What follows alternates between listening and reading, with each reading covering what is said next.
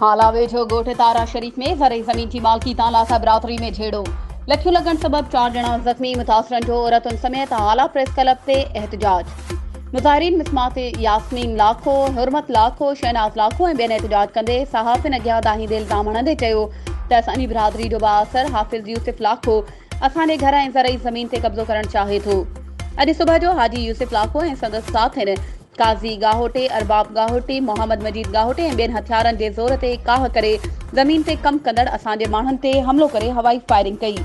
हुननि वज़ीर आला सिंध सैयद मुराद अली शाह, IG सिंध गुलाम नबी मेमण, DIG हैदराबाद पीर मोहम्मद शाह, SSP मटियारी समेत ॿियनि आला अख़्तियारनि खां पुरज़ोर मुतालबो कयो आहे त वाक़िअ जो नोटिस वठी खेनि तहफ़ुज़ ॾिनो वञे ऐं असांखे इंसाफ़ फ़राहम कयो वञे। वधीक ख़बरुनि ऐं अपडेट्स जे लाइ असांजे चैनल खे सब्सक्राइब कयो